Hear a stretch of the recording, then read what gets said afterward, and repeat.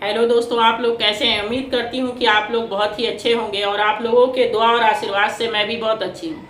अभी लगातार चुनाव का कवरेज चल रहा है। लगातार झारखंड और महाराष्ट्र में चुनाव का जोर शोर से प्रचार और नॉमिनेशन हो रहा है।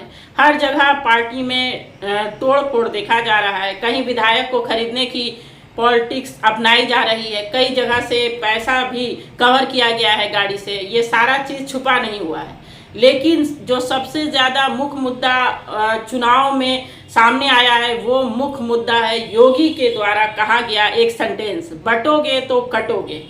ये सेंटेंस जो है बहुत ज़्यादा वायरल हो रहा है और बिहार में गिरिराज सिंह ने भी एक नारा दिया है कि हिंदू स्वाभिमान यात्रा में कि हम लोगों को एक होकर रहना है, सिर्फ हिंदू बन के रहना है। ये सारे नारे कब याद आते हैं, ये सारी एकता कब याद आती है? जब चुनाव होने का टाइम, जब चुनाव खत्म हो जाए, आपकी पार्टी सत्ता में आ जाए, आप गद्दी संभाल लें, उस टाइम सारी जातियां याद आ जाती हैं कि किस जाति के लोग को कितना परसेंट रोजगार मिलेगा, कितना परसेंट कहाँ उसको रखा जाएगा। उस टाइम ये चीज़ नहीं याद आता है कि हम लोगों को सिर्फ हिंदू बन के रहना है और मुसलमानों को टारगेट किया जा रहा है। इससे कुछ होने वाला नहीं है। समाज में जो गंदगी कुछ लोग फैलाना चाहते हैं उससे अपना ही घाटा है, जनता का सबसे ज़्यादा घाटा है।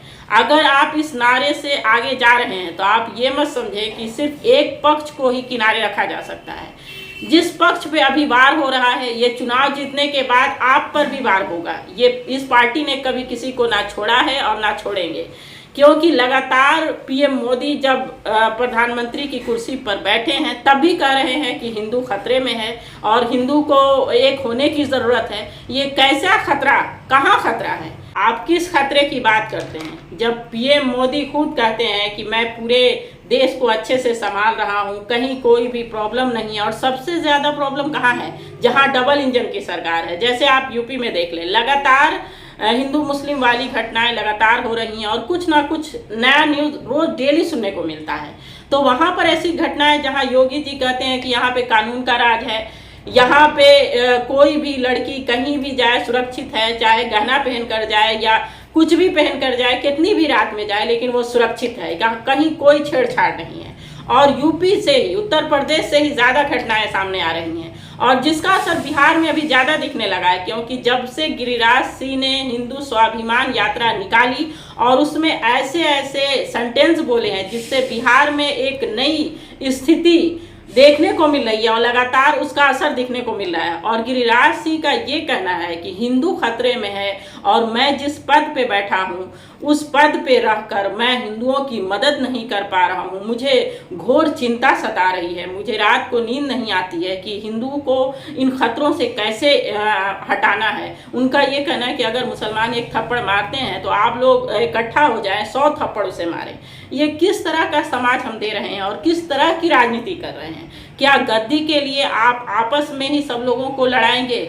आप मुद्दे पर क्यों नहीं बात करते हैं? आप रोजगार पे क्यों नहीं बात करते? आप महंगाई पर क्यों नहीं बात करते हैं? और कभी गिरिराज सिंह के मन में ये क्यों नहीं आता कि युवा जो पढ़े लिखे हैं, एजुकेटेड लोग हैं, वो मतलब उनको अपना रोजगार पाने के लिए दर दर भटकना पड़ रहा है, उनको नौकरी नहीं मिल रही है, इस चिंता में उन्हें नींद क्यों नहीं आ रही है? सिर्फ हिंदू मुस्लिम करने पर ही नींद उनकी क्यों भाग जा रही है? इस मुद्दे पर वो क्यों नहीं बात करते हैं कि कई लोगों के घर नहीं चल पा रहे हैं, इतनी महंगाई है? इस मुद्दे पर वो बात क्यों नहीं करते हैं? इस पर उनकी नींद कब भागेगी? तो हम लोगों को ये समझना होगा कि ये नेता जो हैं, जो भी सांसद हैं, बीजेपी के हों या किसी पार्टी के हों, उनसे आप रोजगार पे बात करें कि आपने अपनी जितना टाइम आप सरकार में हैं और सरकार चला रहे हैं कई साल से, तो आपने कितना % युवाओं को रोजगार दिया, कितना महिलाओं के साथ आपने उत्थान किया, कितना गरीबों को आप क्या दिए, कितना किसानों के साथ आपने काम किया। इस मुद्दे पर हम बात करें और ये सब मुद्दे पर जब आप उनसे बात करने जाएंगे ना तो वो फट से राम मंदिर का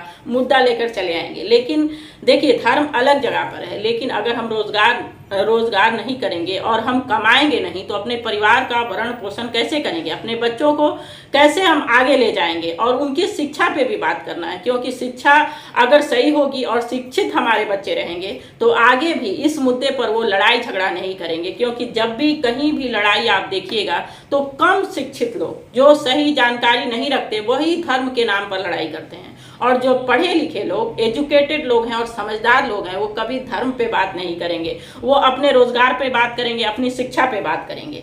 इसलिए हम लोगों को आपसी भाईचारा बनाए रखना है और असली मुद्दे पर इन सरकार से सवाल जवाब करना है, इन नेताओं से सवाल जवाब करना है, ना कि भटकाने वाले मुद्दे जो बीजेपी चाह रही है उस पर भटकना नहीं है। आप लोगों से यही रिक्वेस्ट है कि आप मेन मुद्दे पर उन लोगों से बात करें। देखिएगा वो सवाल जवाब एक भी नहीं करेंगे और पिछले रास्ते से वो चल पड़ेंगे, क्योंकि उनकी दुखती जो रग है ना उस पर आप हाथ रखेंगे ना तो वो एक सेकंड बात नहीं करेंगे। उम्मीद करते हैं कि आप मेरी बात अच्छे से आप लोग समझ रहे होंगे, और अगर आप लोगों को वीडियो पसंद आ रहा है तो आप लाइक करें, सब्सक्राइब करें और आगे शेयर करें। धन्यवाद।